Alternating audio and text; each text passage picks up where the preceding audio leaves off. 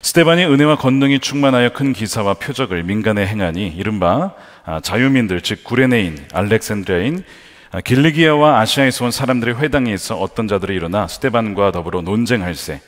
스데반이 지혜와 성령으로 말함을 그들이 능히 당하지 못하여 사람들을 매수하여 말하게 하되 이 사람이 모세와 하나님을 모독하는 말을 하는 것을 우리가 들었노라 하게 하고 백성과 장로와 서기관들을 충동시켜 와서 잡아가지고 공회에 이르러 거짓 증인들을 세우니 이르되 이 사람이 이 거룩한 것과 율법을 거슬러 말하기를 맞이 아니하는도다. 그의 말에 이 나사렛 예수가 이곳을 헐고 또 모세가 우리에게 전하여 준 규례를 고치겠다 함을 우리가 들었노라 하거늘 공회 중에 앉은 사람들이 다 스데반의 얼굴을 주목하여 보니 그 얼굴이 천사의 얼굴과 같더라.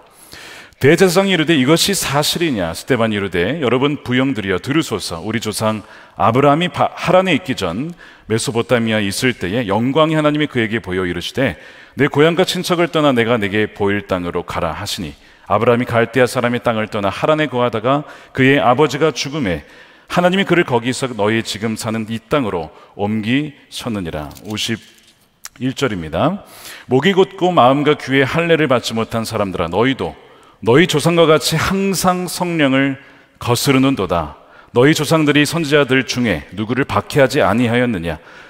의인이 오시리라 예고한 자들을 그들이 죽였고 이제 너희는 그 의인을 잡아준 자요 살인한 자가 되나니 너희는 천사가 전한 율법을 받고도 지키지 아니하였도다 하니라. 아멘. 하나님의 말씀입니다. 사도행전 세상으로 보냄받은 성령 공동체 시리즈 11번째 시간입니다. 한계를 넘어 역사하시는 성령을 따르라. 이 말씀을 나누겠습니다. 성경은 여러분 복잡한 어떤 율법서가 아니고요, 하나님의 이야기입니다. 하나님의 히스토리가 여기에 담겨 있고 우리는 그 하나님의 이야기 속에 지금 살아가고 있습니다.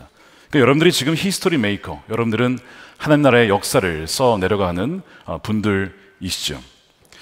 성경은 하나님의 역사하심이 기록된 역사다, 이렇게 표현할 수가 있겠습니다. 여기에서 이 두 역사는 다른 한자죠. 하나님의 일하시는 역사가 기록된 히스토리, 역사가 바로 성경입니다. 그 역사는 바로 더 구체적으로 말하면 하나님께서 구원하시고 회복시키시는 역사입니다. 그런데 이 역사에 인간들의 두 가지 반응이 있습니다. 하나의 반응은 무엇이냐면 바로 거룩한 영에 순종하는 자들의 역사와 거역하는 자들의 역사입니다. 여러분들이 이 둘 중에 어느 흐름에 있으십니까? 그러니까 성경은 이 두 가지 사람들의 종류만 얘기를 해요. 사실 하나님의 역사하심에 순종하느냐 아니면 거역하느냐, 거기에 따라 하나님의 이야기는 기록됩니다. 그리고 지금 우리들의 이야기가 역시 하늘나라의 책에 기록이 되고 있어요. 자, 이것이 오늘 이 스데반 설교의 핵심입니다. 장수의 제한 없이 역사하신 하나님의 역사에 순종하는 일이 있었고 거스르는 이들이 있었다라고 하는 것, 바로 오늘 말씀을 통해서 우리의 상태를 진단하고 또한 어떻게 우리가 살아갈지를 결단하는 시간이 되기를 축복합니다. 우리 지난주에 살펴본 것처럼 사도들은 말씀과 기도를 제쳐놓은 것 때문에 공동체 안에 뭐가 일어났습니까? 원망이 일어났다는 것을 보게 되었습니다. 단지 이것은 행정 실수 때문에 어떤 헬라파 유대인들의 구제가 누락이 된 것이 아니고 이것은 말씀과 기도를 우리가 제쳐놓았기 때문에 영적인 문제다. 바로 그 원망이라고 하는 것은 영적인 문제였다는 것을 보았습니다. 그래서 그들은 기도와 말씀에 전념을 하게 되고 그 구제를 감당할 수 있는 7사람을, 지혜와 성령이 충만한 7사람을 따로 세우게 되죠. 그 중에 맨 먼저 언급된 사람이 바로 스데반입니다. 이 스데반은 헬라파 유대인이었고 그에게는 은혜와 권능이 충만했다라고 말씀을 기록합니다. 스데반이 큰 기사와 표적을 사람들에게 일으킵니다. 그 정도로 성령이 그와 함께 했습니다. 이런 일이 일어나면 굉장히 하나님의 역사를 놀라는 사람도 있지만 그 옆에서 꼭 시기하는 사람들이 있기 마련입니다. 왜 저 사람에게만 성령의 역사가 일어날까? 왜 저 사람에게만 하나님이 함께 하실까라고 하는 영적으로 시기하는 이들이 생깁니다. 그래서 스데반 주위에 그를 미워하는 이들이 생겨났고 결국 그에게 시비를 거는 이들이 나타났습니다. 그래서 변론을 하고 논쟁을 하면 이 스데반을 이길 수가 없는 거예요. 왜요? 지혜와 성령으로 충만했기 때문에 도무지 말로 그를 이길 수가 없는 것입니다. 결국 이 스데반을 무너뜨리기 위해서 사람들이 돈으로 사람을 매수해서 거짓으로 이 사람을 모함하는 수밖에 없었던 것이죠. 매수된 사람들의 주장은 이 스데반이 모세와 바로 하나님을 모독했다라고 주장을 합니다. 좀 더 구체적으로 말하면 스데반이 거룩한 곳과 율법을 거슬렀다, 이렇게 주장을 하면서 결국 스데반이 잡혀가게 됩니다. 그거 13절이에요. 거짓 증인들을 세우니 이르되 이 사람이 이 거룩한 곳과 성전이죠, 율법을 거슬러 말하기를 맞이 아니하는도다. 거룩한 곳 성전에 대하여서 모독하는 말을 했다는 것입니다. 반대했다는 것입니다.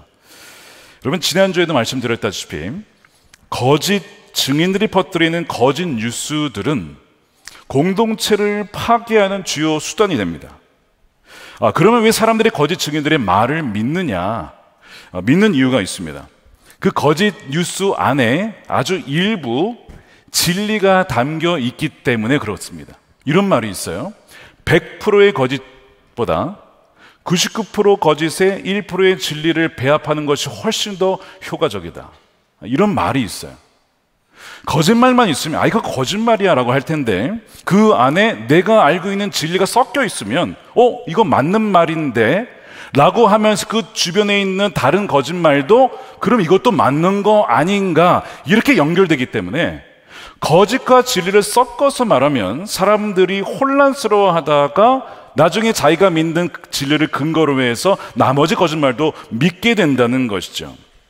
그래서 지금 이 거짓 뉴스는 사람들을 미혹하고 있습니다. 그리고 한쪽 편의 이야기만 하고 있지 스데반의 이야기를 하고 있지 않기 때문에 편향된 지식을 계속 퍼뜨리게 되는 것이죠. 그리고 편향된 지식에 플러스 자기들이 해석한 내용들을 넣어서 사람들을 속이는 겁니다. 자, 그것이 무엇이냐면 14절입니다. 그의 말에 이 나사렛 예수가 이곳을 헐고 또 모세가 우리에게 전하여준 규례를 고치겠다 하면 우리가 들었노라, 이런 얘기를 했어요. 여기 일부 맞는 말이 있습니다. 무슨 말이냐면 예수님이 이곳을 헐겠다라는 말을 한 적이 있습니다. 이게 맞는 얘기예요. 그러니까 나머지를 다 믿는 것이죠. 요한복음 2장 19절에 예수님이 이런 얘기를 하셨어요. 예수께서 대답하여 이르시되 너희가 이 성전을 헐라, 내가 사흘 동안에 일으키리라. 예수님도 결국 이 말 때문에 성전을 모독했고 하나님 모독했다, 그래서 이제 돌아가시게 되는 것이죠. 여러분, 이 말씀한 것은 팩트입니다. 그러나 예수께서 말씀하신 이 성전은 건물로 된 성전을 가리킨 것이 아니고 자신의 몸을 가리켜 하신 말씀이었어요. 이 몸된 성전을 죽이라, 무너뜨리라, 그러면 사흘 만에 내가 일으키리라, 부활을 말씀하신 것이었죠. 그러므로 예수님이 뜻하신 내용과 사람들이 이해한 내용은 완전히 다른 것이었습니다. 하지만 성전을 헐라라는 말 자체는 사실이니까 이것이 성전 모독에 해당은 될 수가 있었던 거예요. 그래서 이 말을 인용했다는 것을 근거로 스데반 이 사람도 이 성전을 허물라, 이 성전이 필요 없다, 이런 식으로 하나님을 모독하니 재판을 해야 된다, 이렇게 사람들이 스데반을 몰아간 것입니다. 그래서 이제 스데반이 잡혀온 거예요. 자, 이런 위기 상황에서 이제 그 사람들, 공의의 사람들 앞에서 스데반이 자신을 변론을 해야 될 때가 온 것입니다. 7장 1절에 대제사장이 묻죠. 이것이 사실이냐? 너가 이런 말 한 게 맞냐? 라고 묻는 거예요. 너가 성전과 율법을 모독한 것이 사실이냐? 그래서 이제 우리가 알고 있는 정말 긴 스데반의 설교가 시작이 되는 건데 2장에 나왔던 베드로의 설교보다 더 길어요. 누군가는 이 스데반이 나중에 돌에 맞아 죽는 것이 너무 설교를 오래 해서 그런 것이다 라고 우스갯소리지만 너무 뻔한 이야기를 너무 길게 지루하게 설교를 해서 돌에 맞았다, 이렇게 보시는 우스갯소리지만 분도 있었다고 합니다, 실제로. 그런데 그래서 돌에 맞아 죽은 것이 아니고요. 여러분, 사실 공의의 사람들은요, 사두개의 사람들, 성경에 대해서 빠삭하게 아는 사람들입니다. 근데 그 사람들 앞에서 아브라함 얘기하고 요셉 얘기하고, 아니 다 아는 내용이에요. 역사 모르는 사람이 어디 있겠어요. 근데 왜 스데반은 왜 아브라함부터 시작한 성경의 역사를 다시 설명하는 것일까요? 여러분, 다시 설명하는 건데 똑같이 그냥 우리가 읽은 대로 하는 것이 아니라 그들이 보지 못한 관점에서 성경을 재해석하면서 다시 이야기를 들려주고 있습니다. 그러면서 그들에게 누구를 증거하는 것이냐면 예수 그리스도를 증거하는 것이죠. 스데반의 긴 설교는 바로 내가 성경과 율법을 모독한 것이 아니고 오히려 당신들이 항상 성경을 거스르는 죄를 범했다는 것을 변증하는 방식으로 설교를 해 나갑니다. 스데반 메시지의 핵심은 이것입니다. 하나님의 임재는 성전과 같은 당시에 건물에 제한되어 있지 않다는 것입니다.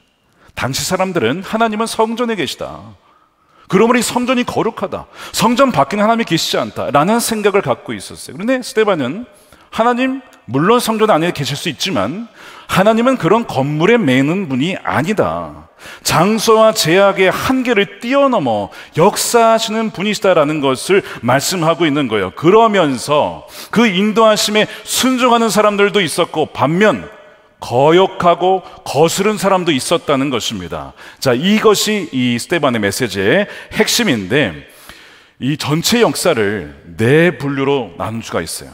첫 번째 기간을 아브라함부터 족장 시대, 그냥 쉽게 아브라함. 자, 두 번째를 요셉부터 출애굽 이전, 쉽게 요셉으로. 세 번째 기간을 모세, 출애굽 이후 광야 기간이죠. 그리고 네 번째 기간을 다윗부터 솔로몬 시대입니다. 자, 이 말씀을 중심으로 오늘 이 스데반 메시지의 핵심을 중심으로 오늘 우리에게 그러면 도대체 이 말씀이 왜 주어졌는지를 살펴보도록 하겠습니다. 먼저는 첫 번째 아브라함입니다. 여러분, 아브라함 때에 하나님의 성전이 없었죠. 없었습니다. 당연히 없었습니다. 그러면 성전이 없는데 하나님 어떻게 임재하고 역사하셨는가? 스데반은 성전이 없던 시절을 돌아가서 그때 하나님이 어떻게 역사하실지를 말씀하고 있습니다. 2절이에요. 스데반이 이르되 여러분 부형들여 들으소서. 우리 조상 아브라함이 하란에 있기 전 메소포타미아에 있을 때 영광의 하나님이 그에게 보여 나타나셨다는 거예요. 하나님이 어디에 나타나셨어요? 메소포타미아, 바로 아브라함이 있었던 갈대아 우르에 나타나셨다는 것을 지금 말씀하고 있는 겁니다. 아브라함 시리즈 기억나십니까? 메소포타미아, 그 당시에 이 우르라고 하는 지역은요 바벨론 제국의 발상지죠. 그리고 아브라함과 그의 아버지 데라가 살던 곳인데 우상 문화가 아주 팽배해 있었던 그 당시에 그 지역에 살았습니다. 그래서 여호수아가 나중에 말씀을 전하면서 역사를 언급하면서 아브라함의 아버지 데라가 그때 그 당시에 다른 신들을 섬기고 있었다, 이렇게 얘기를 합니다. 여호수아 24장 2절이에요. 여호수아가 모든 백성에게 이르되 이스라엘의 하나님 여호와께서 이같이 말씀하시기를 옛적에 너희 조상들 아브라함의 아버지 나홀의 아버지 데라가 강 저쪽에 우리에 거주하면서 다른 신들을 섬겼으나, 다른 신들을 섬겼다고 분명히 말씀하고 있어요. 거기에 많은 신들이 있는데 그 중에 하나가 신이라고 하는 달의 신이 있습니다. 영어로 S-I-N. 이게 신의 이름이에요. 근데 여러분 이게 무슨 뜻이죠? 영어로 죄란 뜻이죠.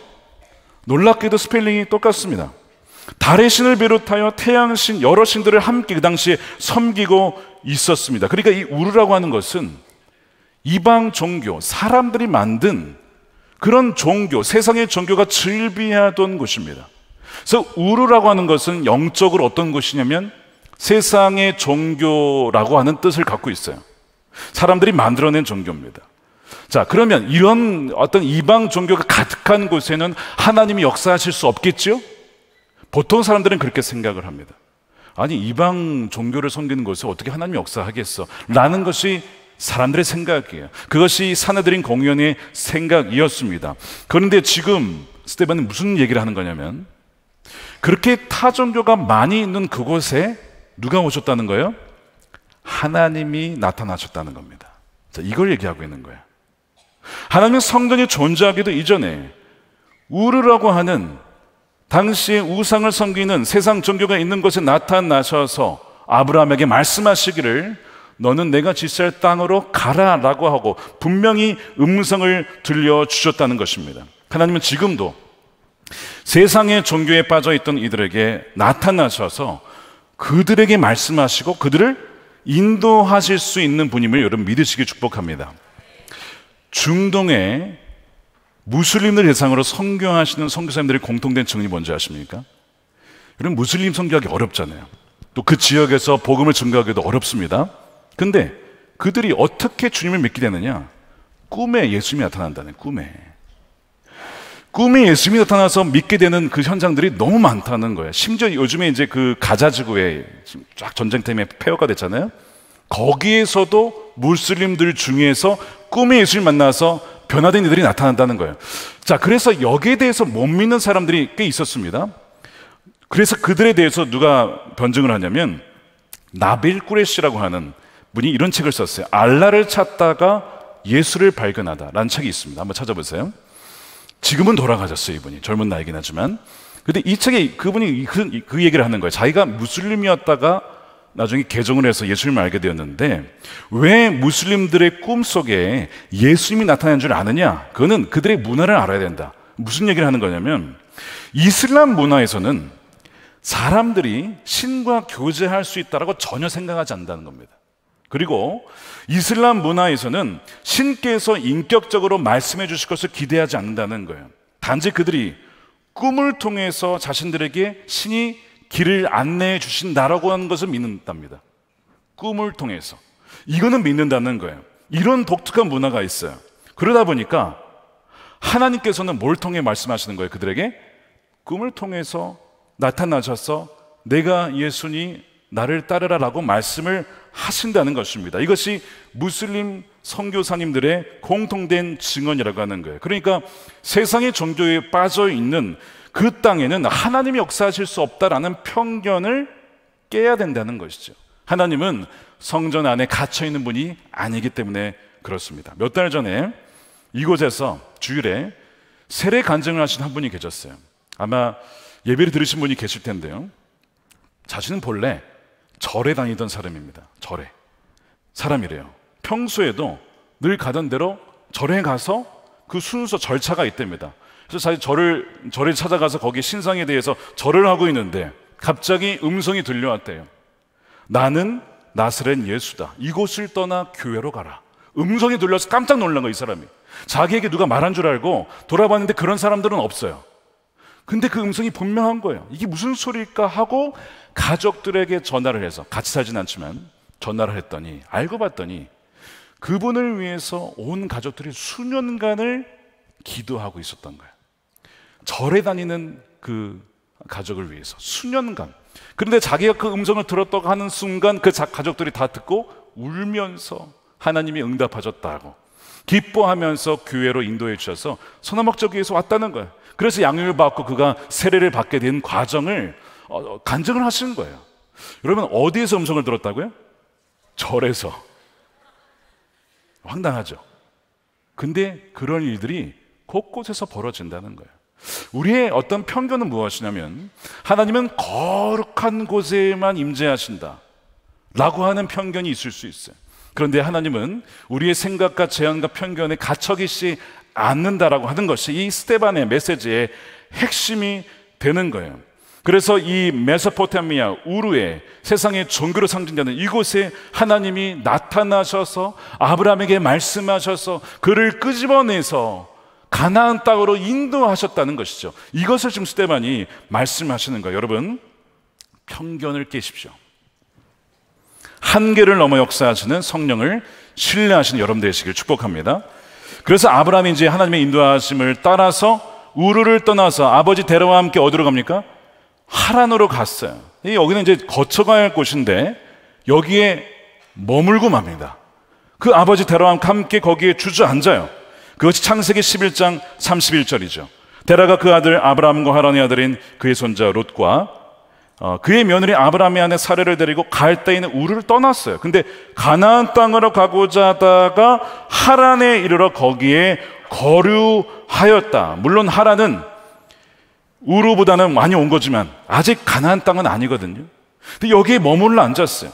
여기에도 역시 우상이 있었는데 바로 달의 신, 아까 그 신이 여전히 이 문화, 우르의 문화와 같이 공유하고 있는 그런 곳이었습니다.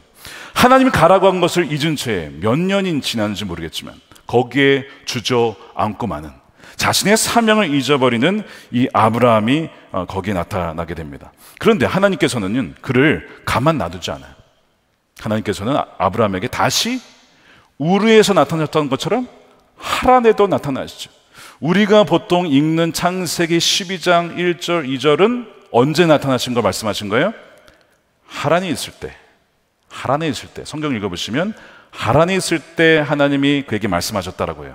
너는 가서 너의 본토 아버지 집을 떠나서. 그 말씀이 하란에 있을 때 말씀하셨어요. 그러니까 하나님은 두 번 말씀하셨어요. 우르에 있을 때 한 번, 하란에 있을 때 또 한 번. 그래서 그를 결국에는 인도를 하십니다. 자, 4절 말씀 보십시오.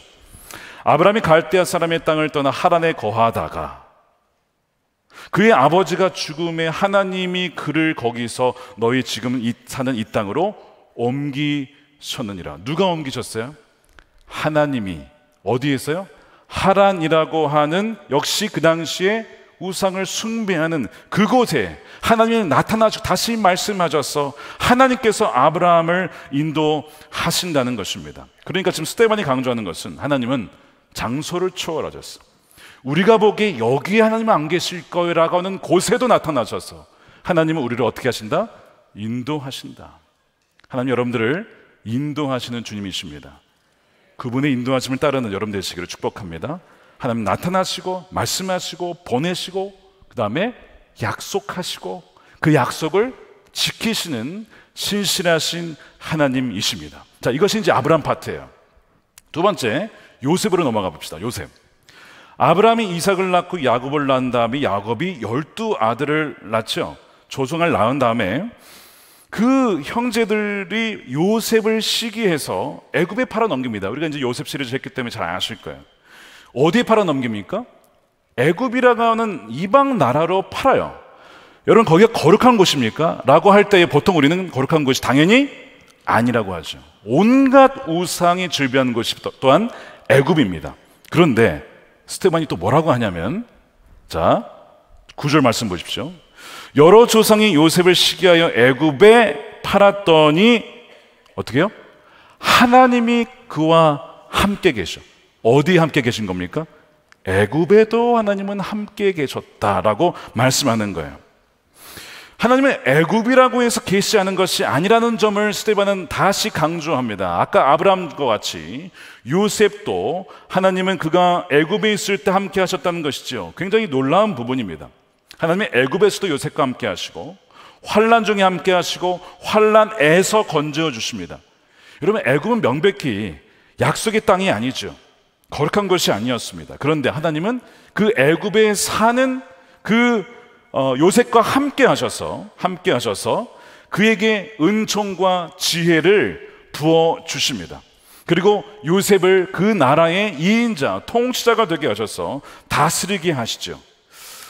메소포타미아 우르가 세상의 종교를 상징한다면 이 애굽은 뭘 상징할까요? 세상의 보화와 쾌락을 상징합니다. 세상의 보화와 쾌락을 상징하는 그곳에도 누가 계셨다고요? 하나님이 계셨다니까요. 이게 사실 굉장히 놀라운 말씀이고 사내들인 공의의 사람들이 전혀 생각하지 않았던 부분입니다.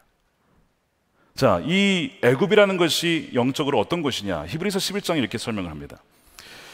도리어 하나님의 백성과 함께 고난받기를 잠시 죄악의 낙, 이 모세에 대한 얘기인데 누리는 것보다 더 좋아하고 그리스도를 위하여 받는 수모를 애굽의 모든 보화보다 더 큰 재물로 여겼으니 이는 상주심을 바라봄이라. 이것이 애굽이 상징하는 거예요. 쾌락과 모든 이 세상의 보화라고 하는 것이 바로 이 애굽이라는 곳인데 바로 거기에 하나님은 나타나셔서 역사하셨다는 거예요. 오늘 말씀을 가만히 읽어보시면 이 요셉 파트에서 스데반이 애굽이라는 단어를 무려 6번이나 반복해서 얘기를 합니다. 애굽에서. 왜 그럴까요? 말씀드린 것처럼 이 애굽이라고 하는 것은 세상의 보호와 쾌락을 상징하는 곳인데 그것조차도 하나님은 거기에도 역사하시고 하나님의 애굽이라는 것을 도구로 사용하셔서 하나님의 뜻을 이루시는 분이시다라는 것을 보여주고 있는 것이죠. 야곱의 아들들인 두 열두 조상이 번성하여 많아지고 민족을 이룬 것이 어디였냐?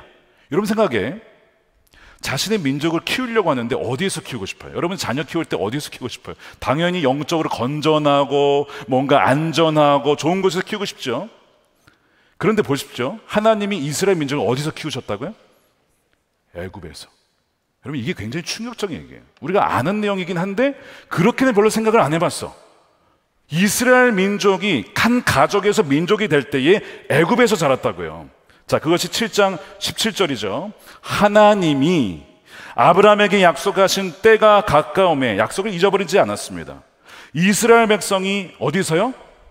애굽에서 번성하여 많아졌더니. 지금 스데반이 왜 이것을 계속 강조해요? 성전에만 하나님이 계시는 것이 아닙니다. 하나님은 성전 바깥에서, 교회 바깥에서, 세상 속에서 우리 가운데 친히 역사하십니다. 하나님은 세상 바깥에서 하나님 백성들이 하나님의 뜻 가운데 번성될 수 있도록 하실 수 있는 분이십니다라는 것을 성경을 통해서 지금 변증을 하고 있는 거예요. 그러면서 스데반의 도전은 이것입니다. 우리가 생각하기에 거룩한 곳과 거룩하지 않은 곳이라는 이분법적 구분과 편견이 혹시 있지 않은가를 사실은 우리에게 도전을 하고 있는 것이죠. 어떻게 성전이 없던 시절에 약속의 땅이 아닌 나라 우상들이 즐비한 애굽에서 한 가족이, 하나님 택한 한 가족이 거기에 살면서 민족이 될 수 있냐 이거예요. 우리라면 그렇게 안 할 텐데. 근데 하나님 그렇게 만드셨다. 하나님이 하시지 않고는 불가능한 일인데 애굽에 임재하셔서 번성케 하셨다는 것입니다. 자, 이 스데반의 간접적인 질문은 우리에게도 동일하게 다가옵니다. 지금 여러분들에게 애굽은 어디입니까? 여러분들이 사시는, 일하시는 직장일지도 몰라요. 우리들이 살아가는 세상입니다. 지금 우리가 여기 있다 보니까 여기는 거룩하고 저 바깥은 거룩하지 않은 곳이라고 하는 우리의 생각이 있어요. 있어요. 아, 우리 나가면 이 험한 세상 어떻게 살아갈까? 이 세상에 나가기 싫어하는 어떤 그런 마음이 우리 안에 있잖아요. 이게 보통 우리의 생각입니다. 물론 표면적으로는 그렇습니다.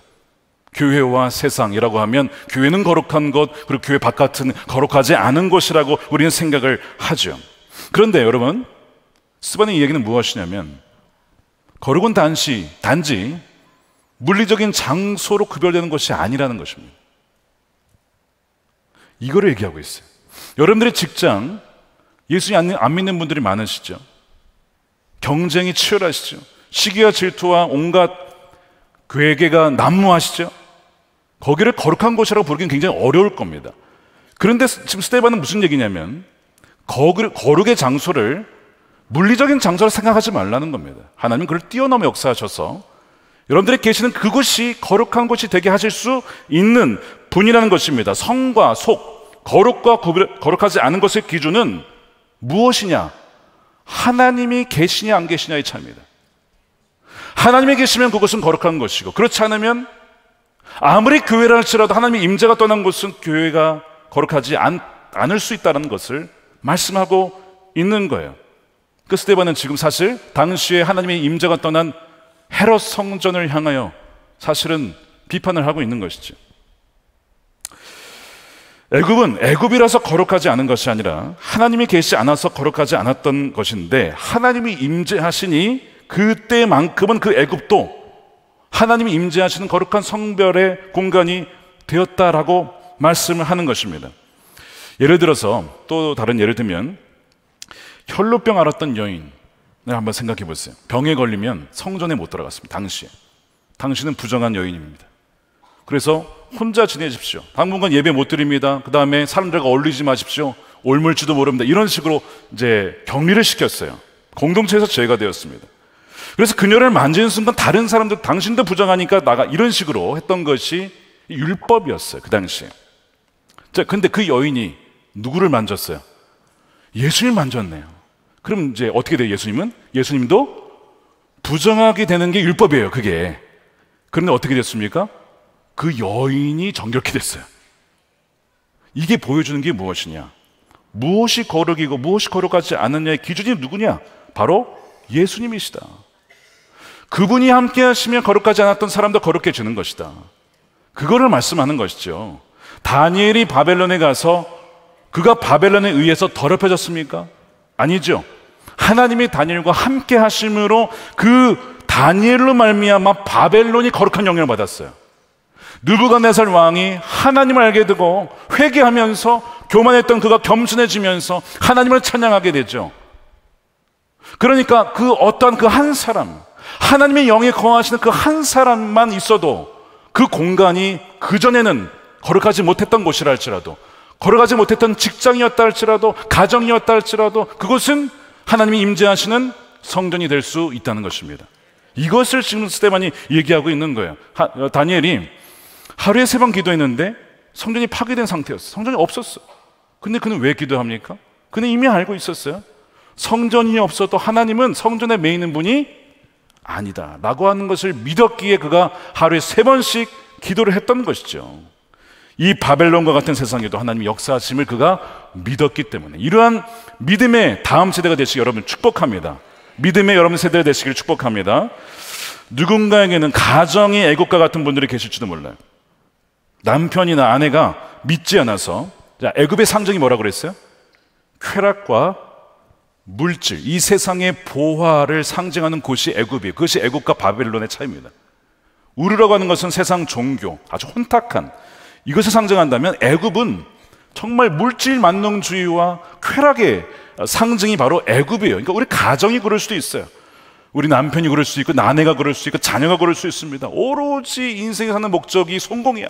오로지 목적이 부자가 되는 거예요. 여러분, 그럼 그 가정이 애굽이 되는 거예요. 가정이 애굽일 수 있어요. 그래서 초대교회에 어떤 일들이 있었냐면, 예수를 믿는 이들이 주로 여성들이 많이 믿었습니다. 그러다 보니 남편은 안 믿는 거예요. 그러니까 가정에 가면 어떤 일이 벌어져요? 그냥 로마 제국의 완전 세속화된 그 배우자 때문에 그 가정이 마치 애굽과 같은 거예요. 그래서 마음에 무슨 마음이 있었겠어요? 내가 이 애굽을 탈출해야겠다, 이런 마음이 드는 거예요, 실제로. 왜냐하면 하나님께서 그 애굽에서 꺼내주셨잖아요. 그러니까 내가 이 가정을 탈출해서 나오는 것이 하나님의 뜻이 아니겠느냐. 아니, 어떻게 이런 애국과 같은 가정이 사냐 이거예요. 이런 고민들이 있었어요. 이런 고민들이. 그때 이 고린도 교회를 향하여서 이런 고민을 가졌던 고린도 교회 성도들을 향하여서 사도 바울이 명확하게 얘기를 했어요. 명확하게. 그것이 고린도전서 7장 13절입니다. 어떤 여자에게 믿지 아니하는 남편이 있어서 아내와 함께 살기를 좋아하거든 그 남편 버리지 말아라. 믿지 아니하는 남편이 아내로 말미암아 거룩하게 되고, 자, 믿지 않은 남편 때문에 아내가 거룩을 잃어버리는 것이 아니고, 아내 때문에 남편이 거룩하게 되고, 믿지 아니하는 아내가 남편 때문에 거룩하게 되나니 그렇지 않으면 너희 자녀도 깨끗하지 못하니라. 그러나 이제 거룩하니라. 왜 거룩합니까? 바로 예수님이 그 배우자와 함께하기 때문에, 그 남편과 아내와 함께함으로 그 믿는 사람 때문에 그 옆에 있는 가족들이 변화된다는 것이죠. 그러면서 버리지 말아라.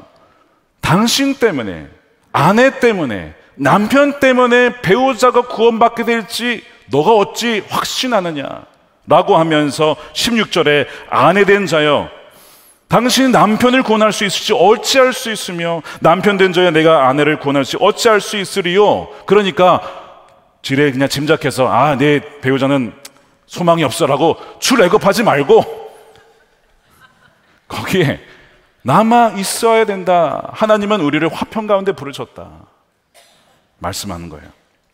이것이 스데반의 말씀과 동일한 맥락 속에 주어진 것입니다. 믿지 않는 애국과 같은 가정이나 직장이나 어디에서 한다 할지라도 하나님은 그곳에도 임재하시고 말씀하시고 또한 역사하시고 거룩해 하시고 구원케 하시는 역사를 일으키실 수 있는 하나님이심을 믿으라는 것입니다. 이것이 오늘 스데반의 메시지예요. 이거 정확하게 요셉의 가족에게도 일어났던 일이죠.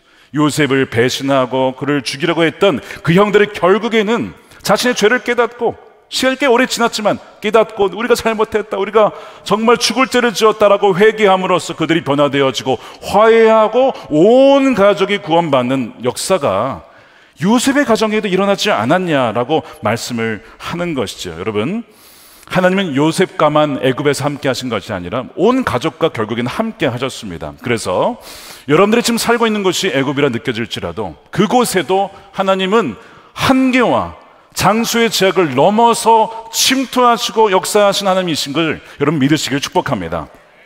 자, 세 번째는 모세입니다. 모세. 요셉 이후에 요셉을 알지 못하는 왕이 애굽의 왕위에 오릅니다. 그래서 그 이후에 이스라엘 백성들을 향한 억압과 박해가 시작이 돼요. 아니, 하나님을 아는 왕이 있어야지 얼마나 좋아요. 그 우리 생각이죠. 요셉을 알지 못하고 하나님도 알지 못하는 왕이 올라왔어요. 여러분, 모든 권위는요, 하나님 허락하심이 없이는 세워질 수가 없습니다. 하나님이 아브라함에게 많은 후손과 땅을 주시겠다고 약속하셨는데 후손은 이미 줬어요. 주어주고 있습니다. 그리고 두 번째, 땅은 아직 주시지 않으셨어요. 그래서 하나님께서 그 땅에 대한 약속을 이루시기 위해서 하나님이 쓰신 방법이 뭐냐면 요셉을 알지 못하는 왕이 등극하는 겁니다. 이상하죠, 방법이 이상하잖아요. 아니, 땅을 그냥 주시지 왜 요셉을 알지 못하는 왕이 등극해서 이스라엘 백성들을 그렇게 힘들게 하시는가? 그러니까 하나님의 생각과 우리 생각은 너무 달라요. 사실 우리는 이러해야 되지 맞지 않는가라고 생각하는데 하나님이 정말 너무 그 수를 알 수가 없을 정도로 정말 그 우리 생각을 뛰어넘으십니다. 새로운 왕이 등장해서 강제 노동을 힘든 노동을 시킵니다. 그리고 결국에는 이제 모세가 태어나게 됐죠. 사람들이 너무 힘드니까. 그래서 우리를 구원해 주십시오 막 소리 지르니까 거기에 대한 응답으로 모세를 보내시는데, 그럼 모세가 클 때까지 또 수십 년이 걸리잖아요. 그러니까 우리는 좀 빨리 구원해 주길 원하시는데 하나님은 좀 느긋하세요. 모세가 백성들 데리고 나가는 때가 몇 살이에요? 80세예요. 80세. 태어나고서 또 80년 뒤에나 데리고 나가시는 거예요. 왜 그렇게 하실까? 왜 그럴까요? 거기에서 계속 자손을 계속 늘려나가는 거예요. 힘들긴 하지만 자손들은 계속 늘어나요. 그 기간 동안 어마어마하게 늘어나요. 그러니까 우리가 보기에는 지금 당장 나가야 될 것 같은데 하나님은 아니야. 모세가 태어났지만 80년 좀 더 기다려. 80년 기다려. 또 하나, 모세가 태어나게 했지만 얘는 아직 애기야. 얘가 내가 쓸만한 자로 자라려면 먼저 애굽에서 40년, 광야에서 40년 트레이닝 받아야 돼. 그제서야 내가 쓸 수 있는 자가 되니까 기다려. 이게 또 하나님의 타이밍이에요. 그러니까 얼마나 달라요. 그래서 결국은 이런 기간 동안 어려운 일이 많이 발생하는데 영아들이 막 살해되는 끔찍한 일이 벌어지죠. 7장 18절 보십시오. 요셉을 알지 못하는 세은금 때문에 그가 우리 족속에게 교활한 방법을 써서 조상들을 괴롭게 하여 그 어린아이들을 내버려 살지 못하게 하려 할세. 왜 하나님은 고난을 허락하시는 것일까? 여러분, 다 그건 이해할 수가 없어요. 하나님이 고난을 우리에게 허락하시는지 우리는 다 이해할 수 없습니다. 그런데 이거는 하나 알 수 있어요. 고난이 아니었더라면 이스라엘 백성들은요, 애굽 땅을 떠날 생각을 하지 않았을 겁니다. 그냥 힘들긴 하지만 여기가 나일강도 있고 얼마나 괜찮은가. 우리가 비록 어떤 종으로 살지만 애굽이 그 나라의 그 당시에 최고 강대국 아닙니까?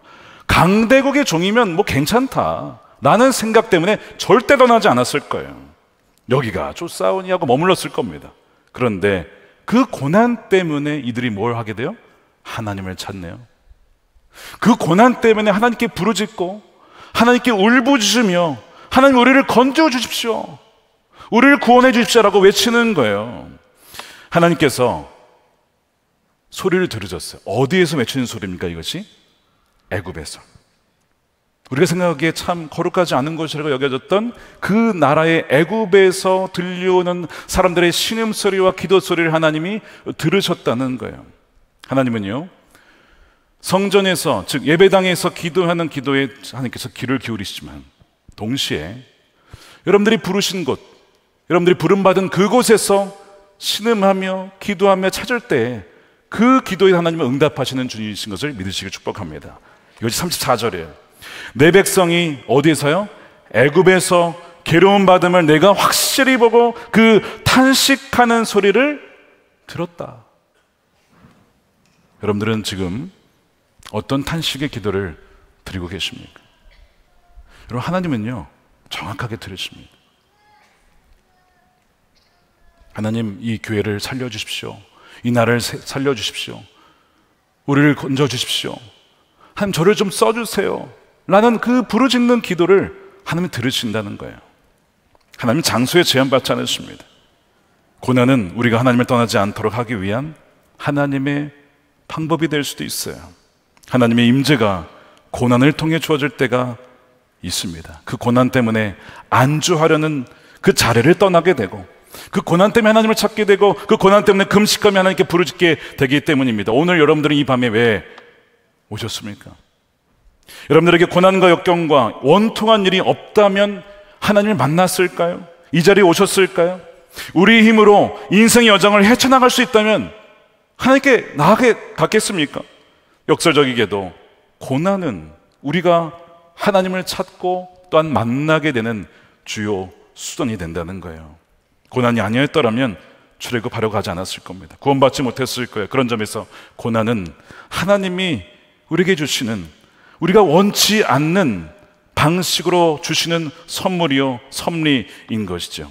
더 나아가서 고난 때문에 이 모세가 겸손하여져서 하나님이 쓰실 만한 사람으로 변화됩니다. 모세가 원래는 자기 힘으로 이 애굽 사람을 때려 죽여서 구원하려고 했다가 오히려 살인자로 이제 이렇게 누명이 되면서 결국에는 동족을 구원하려 했던 그 모든 시도를 내려놓고 도망자가 되죠. 살인자가 되어서 미디안 광야로 도주를 하며 나그네가 됩니다. 하나님께서 완전히 다 힘을 빼시는 거예요.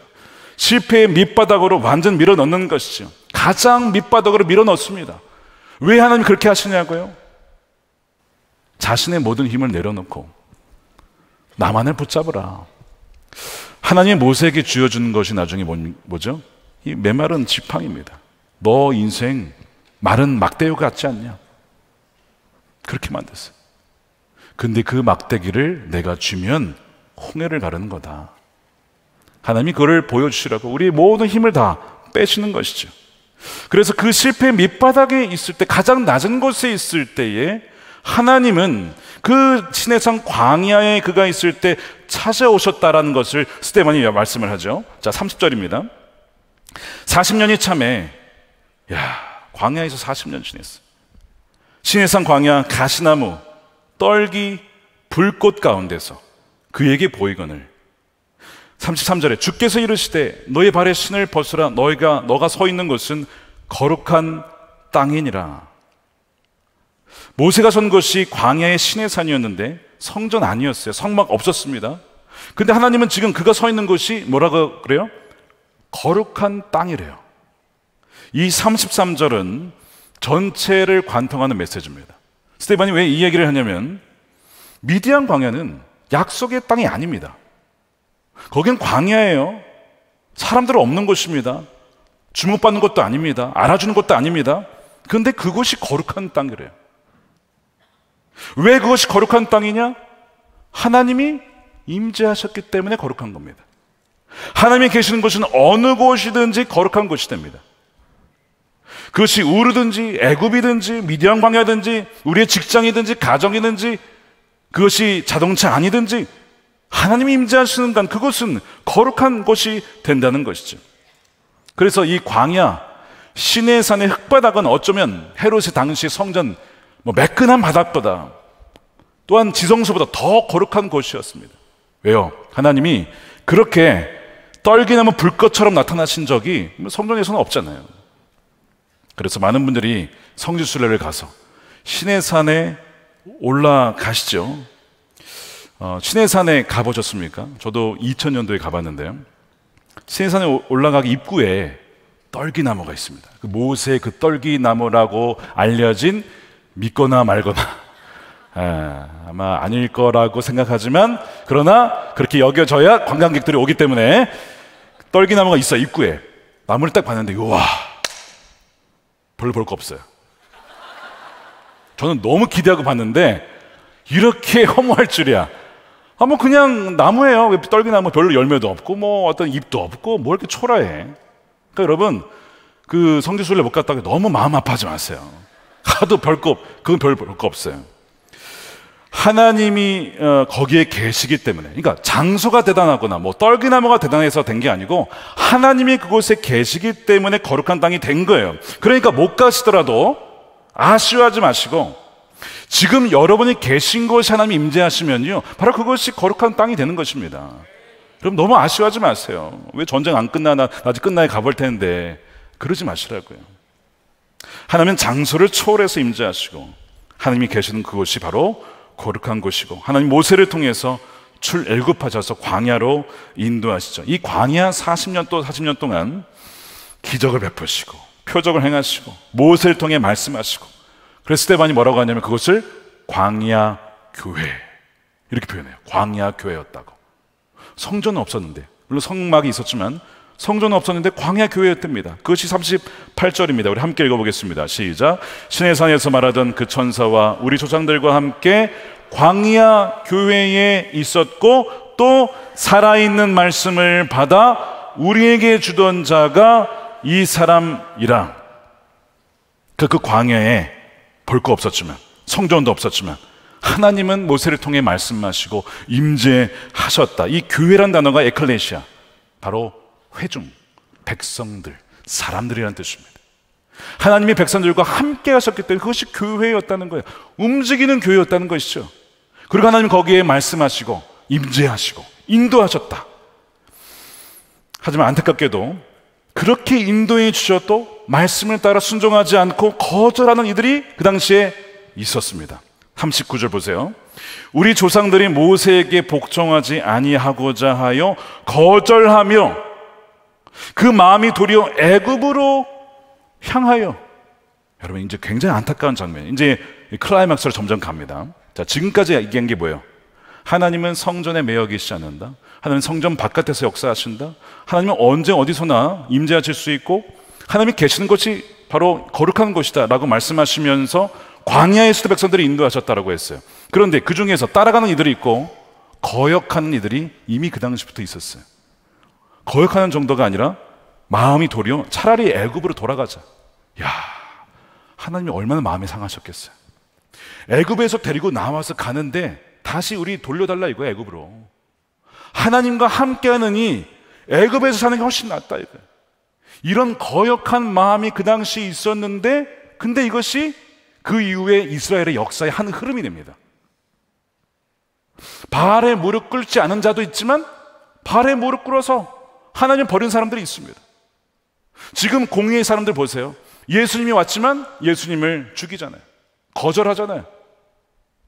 지금 이 이스라엘에서 하나님을 거절하며 애굽으로 돌아가고자 했던 이 거역하는 영과 이 백성들의 후손이 누구냐? 지금 스데반 무슨 얘기를 하는 거냐면 당신들입니다. 이런 얘기를 하는 거예요.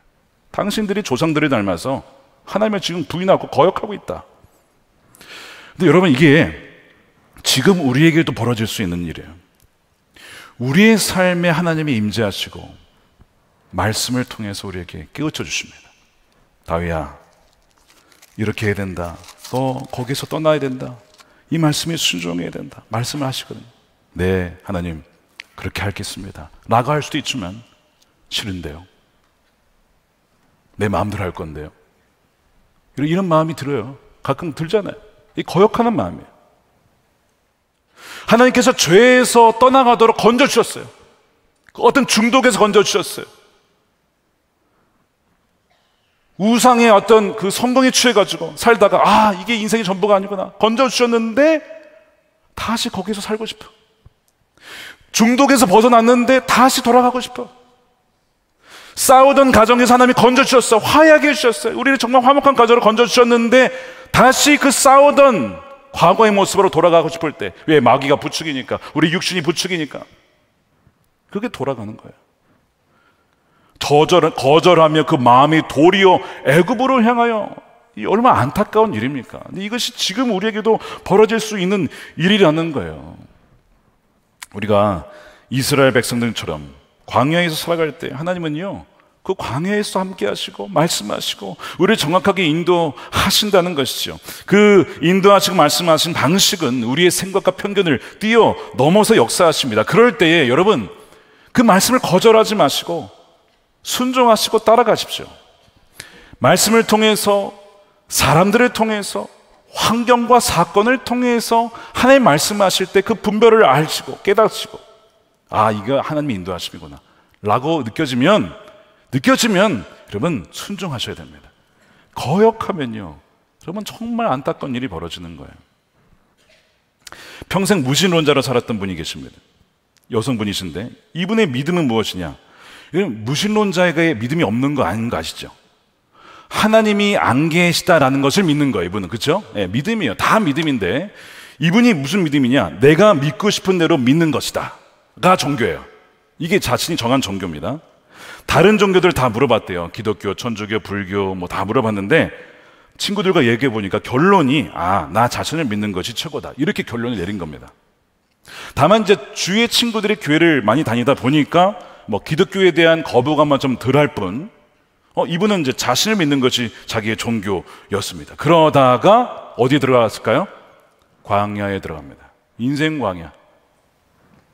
여러분, 인생 광야가 여러 가지 루트로 오는데 하나는 건강이나 하나는 가족을 통해서나 하나는 일이나 직장을 통해서, 주로 이 세 가지 방식 통해서 옵니다. 근데 이분이 어떤 방식으로 왔냐면 건강이 무너진 거예요. 근데 이것이 어떤 일과도 관계가 있었던 것 같아요. 30대 중반에 인생의 힘든 길을 겪습니다. 그 스트레스 때문에 병을 얻어요. 30대 중반에. 지금까지 뭘 믿어왔습니까? 자신을 믿어왔어요. 그러면 자신을 믿는다는 게 얼마나 허무한지 병 하나만 얻어도요, 여러분 그냥 무너집니다. 나라고 하는 것이 이렇게 연약한 존재인가? 거기에서 무너진 거예요. 이번 인생 광야를 만나게 된 거예요. 근데 그때에 그 주변에 친구가 기독교인들이 있었다 그랬잖아요. 친구가 한 명이 무슨 얘기를 하냐면 자기가 여름 성경학교를 섬기는데 거기에 오라 이거예요. 특이하죠? 아니 뭐 부흥회도 아니고 뭐 주일 예배도 아니고 애들 여름 성경학교 오라고. 그래서 갔는데 아이들이 거기서 찬양하고 너무 정말 즐겁게 예배하고 율동을 하면서 하는 것을 보면서 거기서 하나님이 살아계심을 느끼고 그렇게 눈물이 나더래요. 그래서 야, 하나님이 살아계시구나, 난 정말 이제 하나님과 함께 살아야겠다, 그렇게 결단을 하게 된 거예요. 그래서 이제 결단했는데, 여러분 결단하면 다 될까요? 세상에 딱 나와보니까 결단은 무슨, 다시 옛날로 돌아가는, 애굽으로 돌아가죠. 다시 옛날로 돌아가는 거야. 그러니까 자꾸 애굽에서 나왔다가 들어갔다가 나왔다가 들어갔다 하는 것이 우리의 경험이죠. 이분도 그랬던 거예요. 분명히 은혜를 누렸는데 세상에 가니까 언제 그런지 하나님 싹 잊어버린 거예요. 그러면서 결혼을 합니다. 시간이 꽤 지났어요. 남편과 대화를 하는데 종교 이야기를 하면 남편이 나는 만약에 종교를 갖게 되면 절에 들어가서 목탁을 두드릴 거야, 이런 얘기를 하는 남편을 만난 거죠. 그래서 뭐 그럴 수도 있지, 뭐 절에 들어가서 목탁 두드리면 되지 뭐, 이런 생각을 하는데 어느 날 기가 막히게 남편이 교회를 가볼까?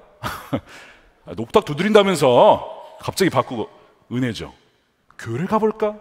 그런데 어느 교회를 가야 할지를 모르겠는 거예요. 그래서 그러고 지나가는데 어떤 일이 벌어졌냐, 애가 아파서 병원을 가게 되는데 택시를 탔어요.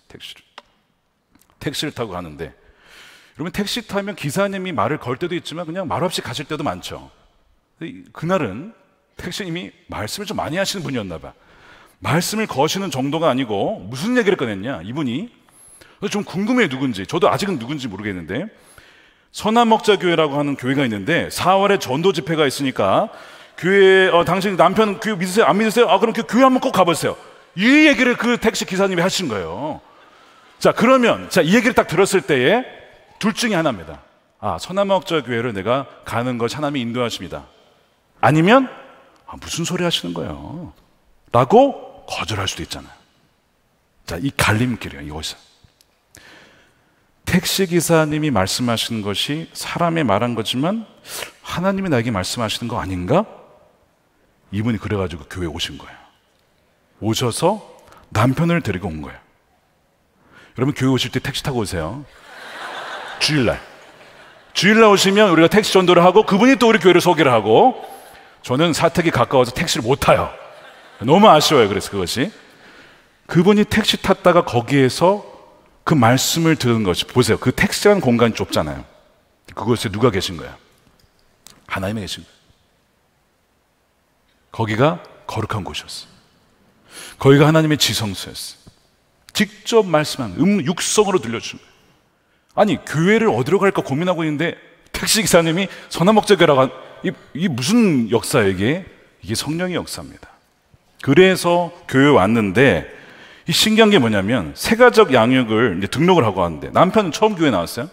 그러면 또 거절감 들 수 있잖아요. 뭔가 거부감이. 아, 교회가 왜 이래? 이러면서 그럴 수 있잖아요. 근데 이 남편분이요, 양육만 받으면 마음이 그렇게 따뜻해진다. 참, 이것도 신기해, 정말. 그러니까 하나님이 또 예비하신 사람이 있는 거예요. 그러면서 양육을 받는데 이제 이런 고백을 합니다. 10주간 양육을 받으면서 저와 남편은 하나님을 모르던 때와는 다른 삶을 마주하게 되었습니다. 든든한 백이 생긴 기분입니다.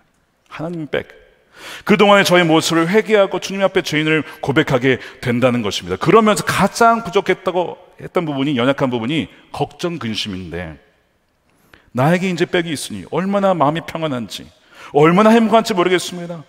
양육 후에 속회를 통해 말씀 나누고 새로 한 주를 시작하며 맞는 주일은 우리 가족에게 가장 행복한 순간이 되었습니다. 예수님을 바라보면 삶이 바뀐다는 말처럼 저희 가족의 삶은 앞으로도 계속 변화될 것 같은 믿음의 확신이 들며, 내 삶이 여기서 끝이 아니라 죽어서도 영원히 하나님과 함께 할 수 있음에 감사하게 됩니다.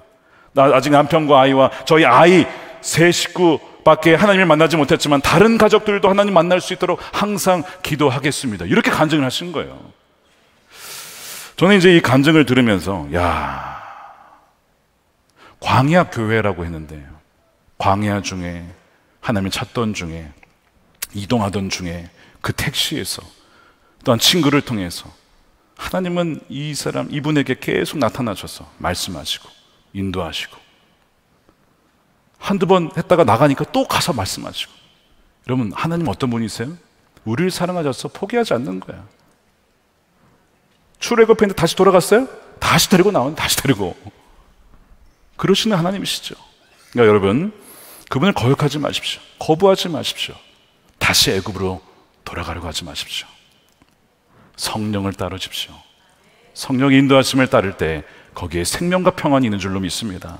마지막 네 번째는 간단합니다. 다윗과 솔로몬인데, 다윗이 성전을 지으려는 마음을 가졌지만 하나님 허락하지 않으셨어요. 너는 너무 피를 많이 묻혔다. 너의 아들에게 짓게 하겠다. 그래서 솔로몬이 성전을 지어서 하나님의 집을 짓습니다. 그런데 스데반의 핵심은 이거예요. 하나님은 역시 건물에 매이는 분이 아니다. 이것이 스데반의 핵심입니다. 그것이 48절이에요. 그러나 지극히 높으신 이는 손으로 지은 곳에 계시 아니하시나니, 선지자가 말한 바 주께서 이르시되 하늘은 내 보좌여 땅은 내 발등상이니 너희가 나를 위하여 무슨 집을 짓겠느냐. 나의 안식할 초소가 어디냐. 모든 것이 내 손으로 지은 것이 아니냐. 나는 어디든지 함께 할 수 있는 것이다. 나는 건물에 매여 있지 않다. 똑같은 얘기죠. 지금 아브라함, 요셉, 모세, 다윗, 솔로몬 다 같은 맥락으로 얘기하고 있잖아요. 이게 스데반의 메시지의 핵심이었어요. 건물이 나쁜 것이 아닙니다. 짓지 말라는 것은 아니에요. 모이면 모일 수 있잖아요. 모일 수 있고 예배할 수 있고 얼마나 좋아요. 그렇지만 건물을 하나님의 집으로 간주하지 말아라. 하나님은 장소에 제한받지 않는다라는 것을 말씀하는 거예요. 오히려 참 성전은 예수님이시다. 예수님이 그랬잖아요. 내가 성전이다. 나를 헐어라. 내가 사흘 만에 일으키리라. 아, 스데반이 뭘 봤냐면 머리가 기가 막히게 좋은 사람이에요. 아, 예수님이 성전이시구나. 예수님이 율법의 완성이시구나. 자, 그러면 뭐가 무너집니까? 성전이 무너졌다는 것을 안 거예요. 실제로 AD 70년 성전이 무너집니다. 그걸 알고 무너질 것에 목숨을 걸지 말고 참된 성전이신 예수님과 동행하고 그분의 영이 우리 안에 거할 때 우리가 이제는 그분의 성전이 되므로 그 사람들이 가는 곳마다, 예루살렘과 유대와 사마리아와 땅끝까지 가는 곳마다 그곳이 거룩한 땅이요 그것이 하나님의 집이 될 것이다. 이것을 선포하고 있는 거예요. 그래서 이 스데반의 설교가, 여러분, 지금까지는 예루살렘에서 계속 이야기가 벌어졌잖아요. 스데반이 설교가 나오고 나서 이제 순교를 합니다. 그 다음부터 이것이 유대와 사마리아와 땅끝까지 퍼져나가는 거예요. 그래서 스데반 설교가 여기 있는 거예요. 하나님은 장수에 매이지 않는다. 하나님 우리의 생각과 편견을 뛰어넘어 역사하시는 분이시다라는 것이죠. 바로 주님이 참된 성전인데 너희들이 그분을 죽였다, 그분을 거부하였다라고 하는 거예요. 그러니까 내가 성전과 율법을 모독한 것이 아니라 너희들이 모독한 것이다. 이게 결론입니다. 너무나 논리적이에요. 완전 성경을 가지고 말 한마디 못하게. 그 성경 전문가들이야 다. 자기네도 들었을 때 알았을 거야. 이거구나. 그런데 너무 기분이 나쁘니까 죽이는 거예요. 자, 51절에 목이 곧고 마음과 귀에 할례를 받지 못한 이방인들 지금 얘기하고 있는, 당신들은 사실상 믿지 않는 사람들과 똑같다. 너희도 너희 조상과 같이, 그 광야에 있었던 조상과 같이 항상 성령을 거스르는구나. 너희 조상들이 선자들 중에 누구를 박해하지 아니하였느냐? 의인이 오시리라 예고한 자들을 그들이 죽였고 이제 너희는 그 의인을 잡아 준 자요 살인한 자가 되었다. 목이 곧고 마음이 완악하고 교만하였어. 사실상 믿지 않는 자와 같은 것이 당신들의 모습이다 라고 목숨 걸고 외치고 있습니다. 스데반이 이렇게 말하면 자기가 죽을 거 알았어요. 근데 자신이 살고자 진리를 거부하지 않았습니다. 차라리 진리를 선포하고 죽자. 여러분, 스데반은 참 위대한 하나님이 택하신 하나님의 종이었습니다. 하나님은요, 그럼에도 불구하고 참 자비하신 분이세요. 왜냐하면 그 사내들인 공회에 그렇게 목이 곧고 교만한 사람들이었는데 끝까지 하나님은 그들이 복음을 듣고 돌아오기를 원하셨기 때문에 그래요. 그래서 결국 스데반의 입술을 통해서 이 복음을 증거하게 하시잖아요. 누가 들었습니까? 거기에서 사울이 듣잖아요. 사울이 듣습니다. 사울이 회심할 때 물론 예수님 만나서 회심하지만 분명히 스데반의 그 죽었던 그 모습과 메시지가 생각이 났을 거야. 아, 이것이 그 내용이구나 하는 것을 분명히 알았을 거예요. 하나님은 자비하신 분이시라서 완악한 사람들을 끝까지 돌아오게 하시라고 그렇게 기다리시는 분이십니다. 여러분, 하나님은 어떤 분이시냐면 언제 어디선 살아 역사하신 분이십니다. 언제나 당신의 백성이 새로운 모험을 감행하도록 이끌어내시는 분이시죠. 불러내시고 이끌어내십니다. 하나님은 항상 그 백성들이 가는 길에 앞서가시고 동행하시고 인도하시는 분이십니다. 그러므로 여러분들의 삶의 자리가 어떠하든지 바로 그곳에 하나님의 임재하심을 믿으시길 축복합니다. 하나님이 함께 하시며 말씀하십니다. 귀를 기울이십시오. 그리고 성령을 거역하지 마십시오. 목이 곧은 채 성령을 거스르지 마십시오. 하나님께서 우르에서, 애굽에서, 광야에서 함께 하시고 말씀하셨던 것처럼 여러분들의 삶에서, 직장에서, 가정에서, 운전할 때, 택시에 있어 어느 순간에 있든지 어느 곳에 있든지 성령은 우리를 인도하시고 우리를 깨우치시고 가장 주께서 원하시는 생명의 길로 인도하시는 분이라는 사실입니다. 그러므로 성령을 거역하지 마십시오. 예수님께서 하신 말씀 중에 참 두려운 말씀이 하나 있어요. 마태복음 12장 31절인데 우리 함께 읽겠습니다. 그러므로 내가 너희에게 이르노니 사람에 대한 모든 죄와 모독은 사하심을 얻되 성령을 모독하는 것은 사하심을 얻지 못하겠고 또 누구든지 말로 인자를 거역하면 사하심을 얻되 누구든지 말로 성령을 거역하면 이 세상과 오는 세상에서도 사하심을 얻지 못하리라. 성령님은 우리를 예수님께로 인도하시는 분입니다. 그렇죠? 성령이 아닌 것은 이제 예수님을 알 수가 없어요. 주님이라고 할 수 없어요. 근데 그 유일한 인도자인데 성령을 거부하면 그럼 예수님 어떻게 믿어요? 그래서 안 된다는 거예요. 예수님을 거절하면 성령께서 마음을 바꾸셔서 아니구나라고 바꿔줄 수 있어요. 근데 성령을 거역하면 무슨 수가 있냐고. 무슨 수가. 성령을 모독하고 거스르면 방법이 없다는 얘기예요. 사하심이 없다는 거예요. 굉장히 무서운 얘기예요. 그러니까 여러분, 내 마음이 지금 뭔가 주께서 말씀하실 때 이렇게 순종하고자 하는 마음인지 아니면 뭔가 마음이 막 불쾌하고 뭔가 이렇게 거절하고 싶고, 여러분 그것은 지금 거역하는 영이 내 안에 들어와 있다는 것입니다. 오늘 이 저녁에, 이 밤에 기도하실 때 주님, 제 안에 있는 이 거역의 영이 떠나가게 하시고 순종의 영, 성령의 영, 거룩의 영이 내 안에 부어지고 충만케 하여 주옵소서 라고 기도하실 때에 하나님께서 그 모든 어둠을 몰아내시고 여러분들을 가장 선한 길로 인도하실 줄로 믿습니다. 그러므로 여러분, 거룩한 영에 순종한 자들이 되십시오. 거룩한 영에 거역하는 자들이 되지 마십시오. 온전히 성령께 순종하여서 하나님의 뜻대로 살아가시는 여러분들의 삶이 되시기를 주님의 이름으로 축원드립니다.